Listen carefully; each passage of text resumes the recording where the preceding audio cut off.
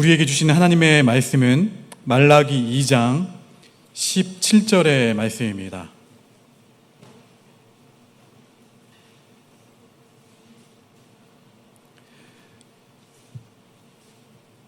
말라기 2장 17절의 말씀, 우리 한 목소리로 함께 봉독합니다. 시작. 너희가 말로 여호와를 괴롭게 하고도 이르기를 우리가 어떻게 여호와를 괴롭혀 드렸나이까 하는도다.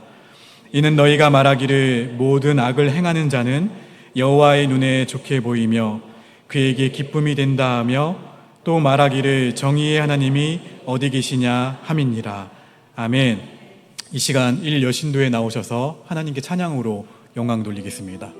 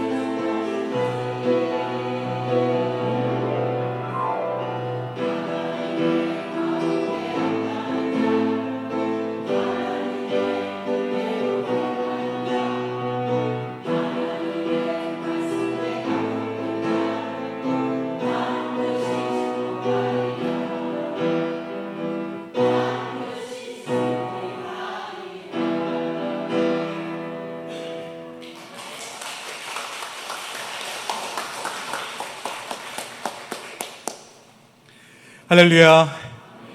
오후 찬양 예배에 오신 여러분들을 주님의 이름으로 환영하고 축복합니다. 우리 앞뒤 좌우분들과 이렇게 고백했으면 좋겠습니다. 예수님 한 분이면 충분합니다.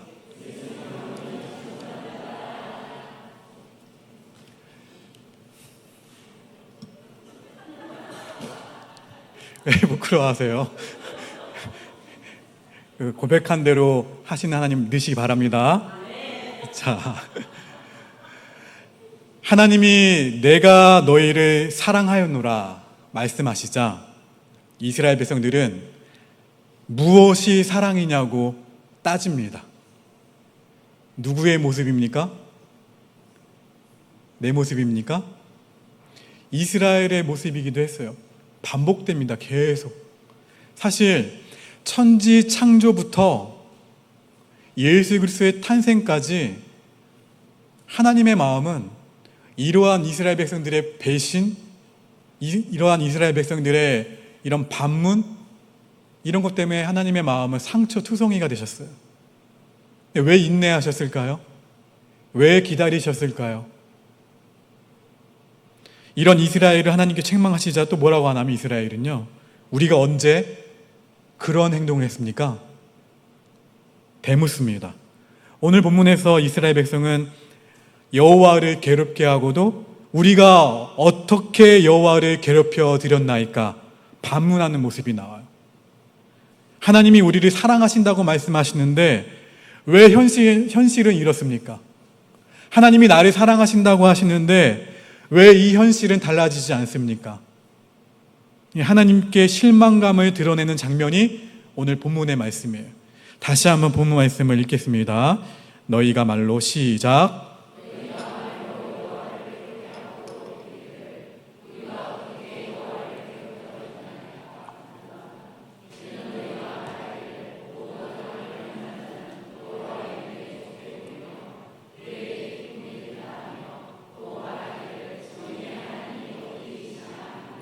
무슨 말입니까?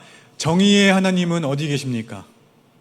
당신은 정의의 하나님이 아니십니다. 이러한 고백인 거예요, 지금. 모든 책임을 누구에게 돌리고 있어요?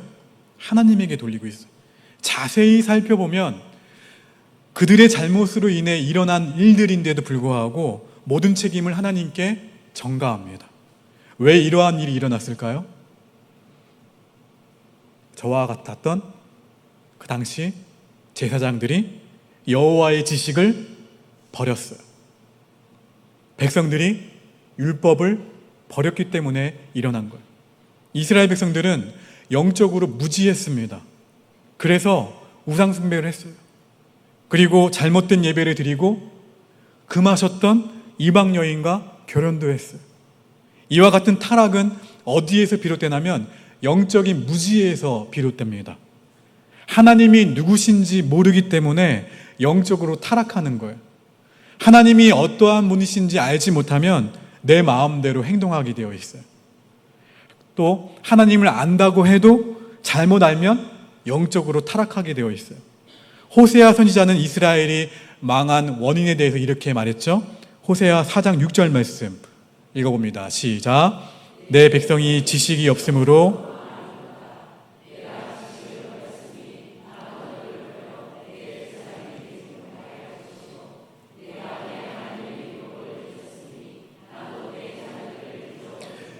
여기에서 나오는 지식은 하나님을 아는 것을 뜻해요.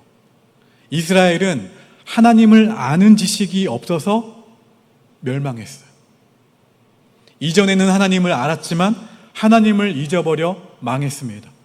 이처럼 영적인 무지는 무서운 것 가운데 가장 무서운 거예요. 영적으로 무지하면 망해요. 미련함, 우둔함, 고집은 이 영적인 무지에서 비롯됩니다. 이 영적인 무지 때문에 이스라엘은 전체적으로 하나님에 대해서 반응이 냉소적이에요. 이스라엘 백성의 마음 가운데에는 원망과 불평이 가득한데 이러한 감정은 하나님에 대한 오해에서 비롯되었습니다. 그들은 그저 눈앞에 벌어진 상황에만 몰두했어요. 그들은 진리를 보려고 하지 않았습니다. 자신들이 왜 실패했는지 알지 못했습니다. 이렇게 영적으로 무지하면 자신을 올바르게 인식하지 못하게 된다는 거예요. 내가 무슨 짓을 저질렀는지도 모르게 돼요. 그러나 내 실수와 나의 잘못을 인식해야 회개하고 돌이킬 수 있다는 거예요. 이스라엘 백성들은 자신들이 심각한 상태에 놓여 있다는 것을 전혀 알아차리지 못한 채 자신들이 의인이라고 생각했어요. 그들은 우리는 잘못이 있다 없다? 없다. 예수님 공생의 시대의 바리새인들이 그랬죠. 그들은 자신들이 율법을 잘 알고 누구보다 하나님을 잘 섬긴다고 생각했습니다. 그러나 그들의 눈은 영적으로 무지해서 가려져 있었고 그들은 그 사실을 잘 알지 못했어요. 결국 그들의 영적인 무지로 인한 뭐예요? 열심. 영적 무지로 인한 열심은 하나님의 아들을 죽이고 말았어요. 에덴 동산에서 아담과 하와는 죄를 범하고도 누구를 탓했습니까? 하나님을 탓했죠. 아담은 자신의 죄를 인정하지 않은 채 자신을 방어하기에 급급했고 오히려 하나님이 주신 이 여자 때문에 라고 얘기하면서 하나님을 탓합니다. 우리도 아담처럼 행동할 때가 있나요, 없나요? 그리고 누구에게 책임을 돌립니까? 하나님께. 본문에서 이스라엘 백성들은 정의의 하나님이 어디 계십니까? 반문합니다. 그들은 하나님이 지금 아무것도 하시지 않는다고 생각했어요. 여러분, 제가 수요 저녁 예배 때도 물었잖아요. 여러분의 하나님은 어떠한 분이신지. 어떠한 하나님이십니까? 여러분에게 하나님은 마음속으로 다시 한번 고백해 보세요. 하열한 집사님, 고백해 보세요 한번. 전부이신 하나님. 여러분들의 하나님은 어떠한 분이십니까? 어제도 계셨고 오늘도 계시고 내일은요? 내일은 안 계십니까? 계세요. 앞으로도 계십니다. 온 땅을 어떻게 하세요? 그냥 관망하십니까? 친히 다스리세요. 오늘도 태양이 어땠습니까? 떴죠. 내일은요? 오늘 저녁에는요? 지겠네요. 내일은 태양이 뜹니까?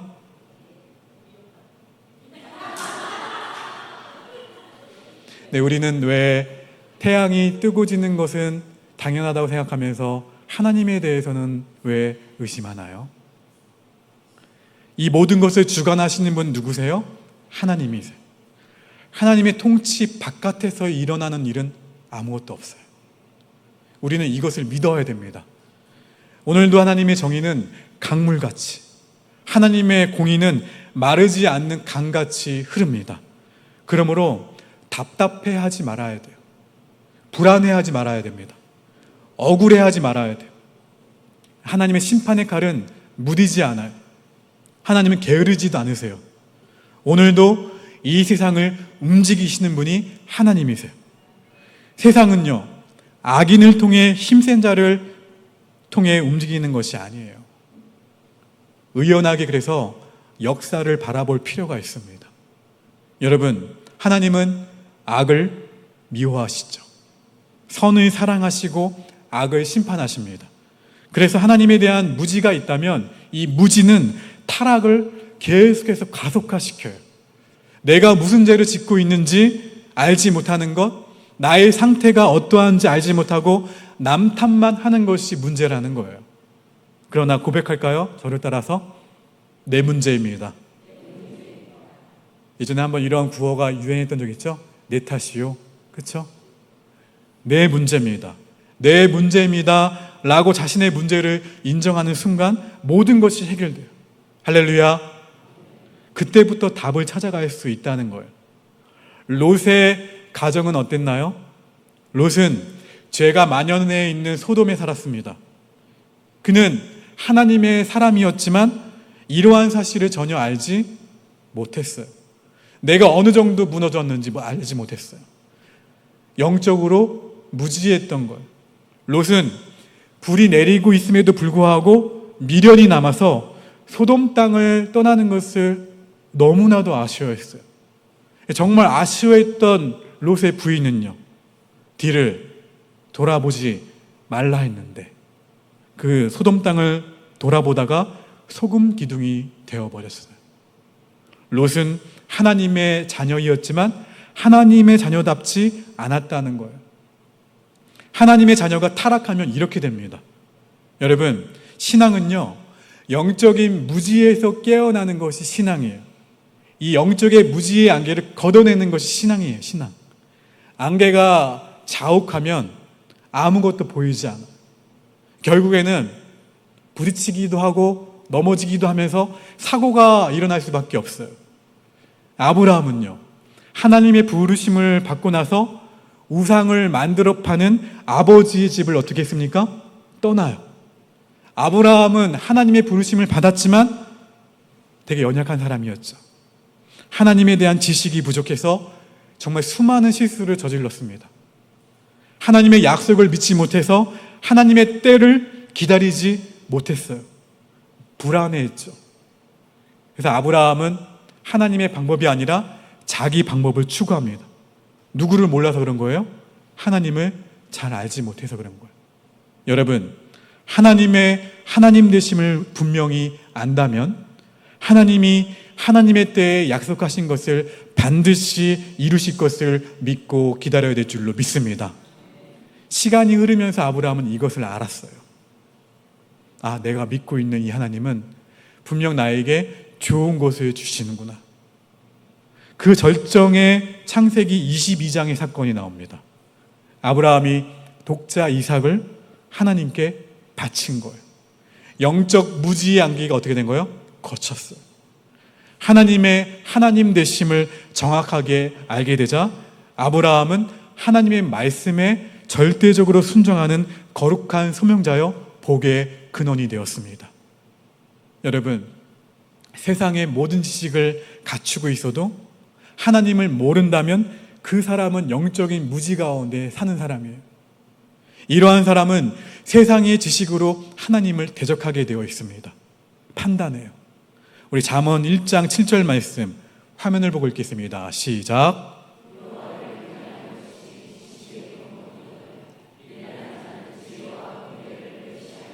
할렐루야. 참된 지식은 하나님을 아는 거예요. 옆 사람에게 권면합시다. 참된 지식은 하나님을 아는 것입니다. 그래서 어제 오늘 계속되었던 우리 유치부 어린이부 그 여름 성경학교가 그래서 중요한 거예요, 여러분. 하나님을 아는 지식을 어린 아이들이 갖게 되면 장차 엄청난 일이 벌어지게 되는 거예요. 우리 여름 성경학교를 위해서 기도해야 되는 이유, 그리고 더불어서 교회학교를 위해서 기도해야 되는 이유, 관심과 기도가 필요한 이유가 여기에 있습니다. 여러분, 또 돌아오는 목요일 새벽 5시 30분에 삼척에서 출발합니다. 우리 이 아이들을 여기 있는 청소년부 교사와 그리고 여신도 회원분들의 여러 가지 봉사, 또 점심도 많이 수고해 주실 텐데, 우리가 합심해서 그들을 환대하면서 맞아들이게 될 때, 여러분, 이번 목금토를 통해서 우리 아이들이 분명히 예수님을 만나게 될 줄로 믿습니다. 멀리서만 지켜보지 마시고 언제 만나자고요? 목요일 말고, 목요일에 오시면은 그냥 참여할 수가 없어요. 목요일은요, 참여하고 싶으셔도 안 껴줘요. 청소년이 아니기 때문에. 근데 우리가 참여할 수 있는 시간은 금요일입니다. 금요일 몇 시요?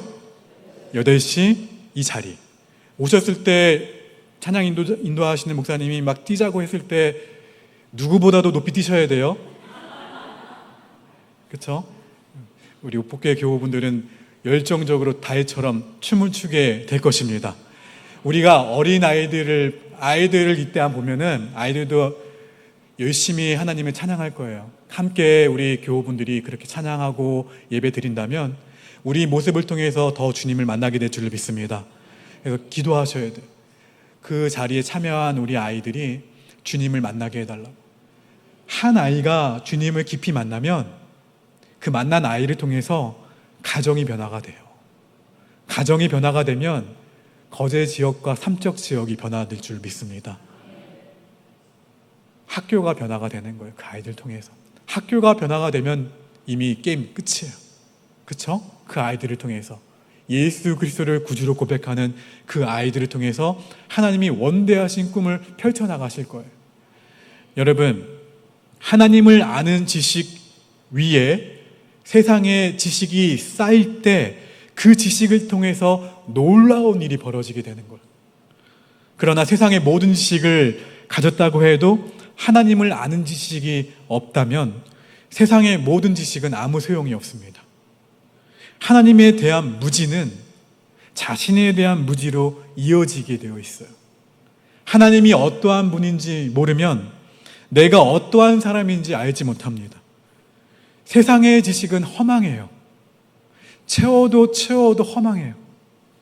자신에 대해 알고 싶어도 알 수가 없어요. 내가 누군지. 여기서 모든 문제가 출발이 됩니다. 무슨 문제입니까? 나는 누구인가? 나는 어디로 가는가? 나는 어떻게 살아야 하는가? 나는 왜 살아야 하는가? 이것을 알지 못하면 무지와 혼돈 가운데 살아가게 된다는 거예요. 우리를 창조하신 하나님을 알지 못하기 때문에 벌어지게 되는 거예요. 자신을 지으신 분이 누군지 알지 못하는데 나를 어떻게 알 수 있을까요? 혼란과 방황의 근원은 여기 있어요. 하나님을 알지 못하면 자신에 대해 알 수가 없습니다. 이사야 선지자는 성전에 가득한 하나님의 영광을 목격하는데 그때 자신의 실체를 목격하게 돼요. 깨달아요. 이전에 이사야는 자신이 어떠한 존재인지 몰랐습니다. 그런데 하나님의 영광을 목격한 뒤에, 하나님을 알고 난 뒤에 이사야의 실체가 드러났어요. 이사야 선지자는 깜짝 놀라 이렇게 고백합니다. 이사야 6장 5절 말씀 읽어봅니다. 시작.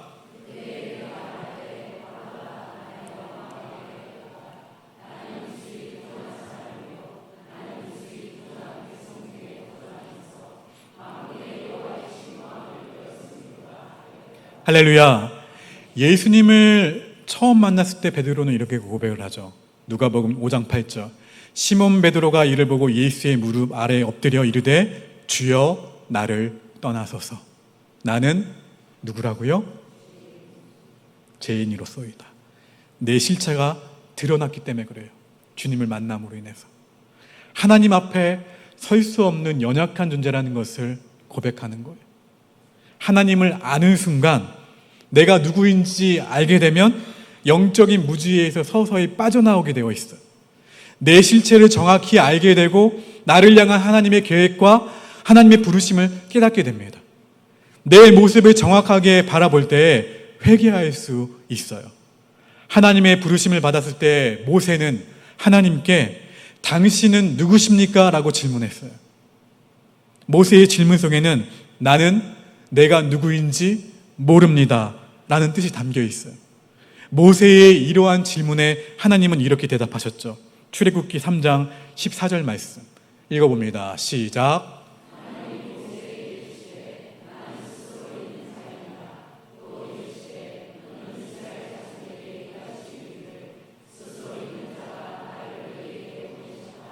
어떠한 분이세요? 하나님은요, 나는 스스로 있는 자이니라. 영원한 지존자이시요 모든 것의 근원이시며 전능자시라는 분이세요. 의미예요. 뜻을 가질 뿐만 아니라 그 뜻을 이루어내시는 분이 하나님이시라는 고백이에요. 하나님이 얼마나 크신 분인지 알게 되면 우리는 하나님을 경외할 수밖에 없어요. 모세는 그 하나님을 바라보고 하나님을 알게 되었을 때 믿음이 생겨났어요. 수많은 믿음의 사람들은 그 하나님을 알게 되었을 때 믿음이 생겨나기 시작했다는 거예요. 사랑하는 성도 여러분, 하나님을 지금보다 더욱 알아가게 되기를 주의 이름으로 축원합니다. 더욱 하나님을 알아가는 그 지식에 여러분의 경험이 더해져서 하나님의 역사에 아름답게 쓰임받을 수 있는 우리 모두가 되기를 바랍니다. 우리 옆 사람 축복합시다. 당신을 하나님이 사용하십니다. 당신을 하나님이 귀하게 사용하십니다. 할렐루야. 나의 모든 것을 다 내려놓고 하나님을 내 경험 안에 가둬두지 마시고 크신 하나님을 바라보시면서 오늘도 일하실, 내일은요, 내일도 일하실, 모레는요, 모레도 일하실, 앞으로도 일하실 그 하나님을 바라보는 우리 모두가 되기를 주의 이름으로 축원합니다. 주신 말씀 묵상하시면서 함께 내가 주인 삼을 함께 고백합니다. 우리를 사랑하시되 끝까지 사랑하신 주님을 찬양합니다. 우리를 구원하시기 위해 아들을 내어주신 그 하나님을 찬양합니다. 우리를 사랑하셔서 십자가에서 모진 고통을 당하신 예수 그리스도를 찬양합니다. 우리를 사랑하셔서 지금도 우리와 늘 동행하시는 성령 하나님을 찬양합니다. 아버지, 그 하나님을 우리가 믿음으로 고백하며 크신 하나님을 붙들며 파송되어진 삶의 곳곳에서 주님과 함께 넉넉히 승리하도록 인도하여 주시옵소서.